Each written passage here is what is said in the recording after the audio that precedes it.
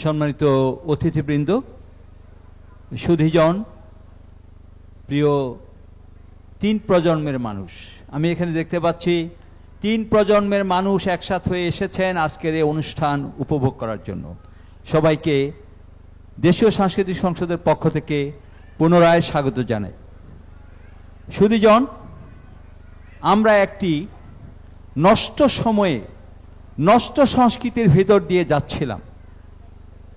আমাদের যে সভ্যতা, তামাদ্দুন, আমাদের যে সাংস্কৃতিক ঐতিহ্য, সেখান থেকে আমাদেরকে সরিয়ে নেওয়া হচ্ছিল। বেলাল্লাপনা এবং বেহায়াপনায় আমাদের সাংস্কৃতিক অঙ্গন ছেয়ে গেছে। এই অবস্থায় বাংলাদেশের ধর্মপ্রাণ মানুষের বৌদ্ধ বিশ্বাসের প্রতি আস্থা রেখে আমরা দেশীয় সাংস্কৃতিক সংসদের কার্যক্রম শুরু করেছি। আমাদের উদ্দেশ্য খুব পরিষ্কার।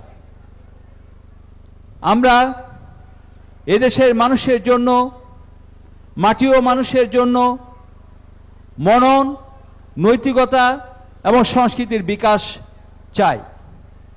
আর সেই কাজটি করতে হলে অবশ্যই আমাদেরকে বিশ্বাসীদের সমন্বয়ে অগ্রসর হতে হবে। একা একা বিচ্ছিন্নভাবে আমরা কাজ করতে পারি না।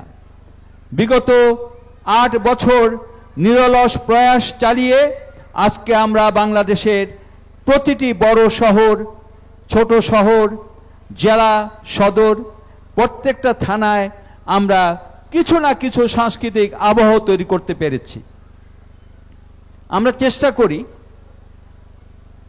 সংস্কৃতির 4টি বৃহৎ অঙ্গনে কাজ করার জন্য। বাংলাদেশ সঙ্গীত কেন্দ্রের সভাপতি জনাব তোফাজ্জল হোসেন খান, যিনি সঙ্গীতের ক্ষেত্রে আমরা কি কি করা উচিত সে বিষয় নিয়ে ভাবছেন, তার দল নিয়ে কাজ করছেন। আপনারা আজকে তার প্রেজেন্টেশন দেখবেন। কবিতা বাংলাদেশের সভাপতি জনাব আল মুজাহিদি এবং তার সাথে আছেন সেক্রেটারি রাজশাহী বিশ্ববিদ্যালয়ের ইসলামের ইতিহাস ও সংস্কৃতি বিভাগের সভাপতি কবি মাহফুজুর রহমান আকন। রয়েছে আমাদের আবহমান বাংলার যে চারু ও কারুশিল্প, তার ক্ষেত্রে এগিয়ে নেওয়ার জন্য কার্যক্রম এবং সেখানে নেতৃত্ব দিচ্ছেন দেশের সকলের পরিচিত কার্টুনিস্ট জনাব ইব্রাহিম মণ্ডল। এবং রয়েছে চলচ্চিত্র নাট্য সংসদ, যার উদ্যোগে আমরা চলচ্চিত্র নাট্যের ক্ষেত্রে আমাদের কি করণীয়, কি কাজ করা দরকার, কোনটাকে আমরা প্রমোট করব, কোনটাকে আমরা বাদ দেব, সে বিষয়ে আমরা দেশ ও জাতিকে একটা গাইডলাইন দিতে চাই। সেদিকে আমরা এগিয়ে নিতে চাই এবং আমরা আশা করি আমাদের সাথে দলে দলে লোকেরা যোগ দেবে। কারণ এদেশের মাটি ও মানুষ সত্য সুন্দরের পূজারী। তারা সত্য সুন্দরের পক্ষের।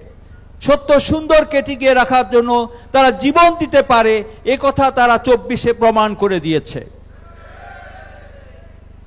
আমরা ইতিমধ্যে দেখেছেন এই দেশে হুতুম পেঁচা সাজিয়ে, ভূত প্রেতের মুখোশ বানিয়ে পয়লা বৈশাখ পালন করা হতো।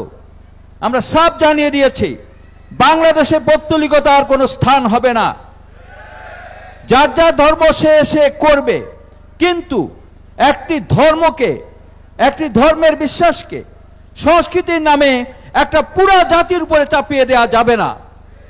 আমরা সরকারের কাছে পরিষ্কার করে বলতে চাই, বাংলাদেশের মানুষের সাংস্কৃতিক পরিচয়, আইডেন্টিটি যতক্ষণ পর্যন্ত ঠিক করতে না পারবেন, বাংলাদেশকে ঠিক করতে পারবেন না।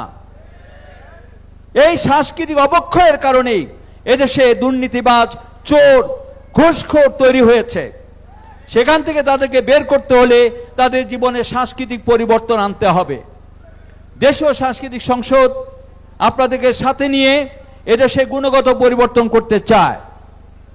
আমি একটি কথা মনে করিয়ে দিই, আমাদের শৈশব থেকে আমরা যতীন্দ্রমোহন বাগচির কবিতা পড়েছি, আমরা অনেক বড় বড় অন্য ধর্মের লেখকের বই পড়েছি এবং আমরা উদ্বুদ্ধ হয়েছি।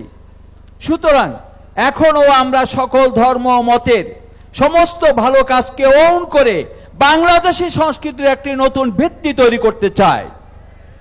সেই ভিত্তি তৈরি করার আহ্বান জানিয়ে আমাদের আপনারা যা যা আমাদের কার্যক্রম পেয়েছেন সেই কার্যক্রম সবগুলো আজকে এখানে একটু একটু করে আপনারা দেখতে পাবেন। মহান আল্লাহ আমাদের সবাইকে সুস্থ রাখুন, সুন্দর রাখুন, আমাদের ঘরগুলোকে একটি ফুলের বাগানে পরিণত করুন, আমাদের শিশুরা গান গেয়ে উঠুক সত্য সুন্দরের জন্য, এবং আমাদের মা বাবারা তাদের সন্তানদেরকে সত্যমুখী করুন। খোদা হাফেজ।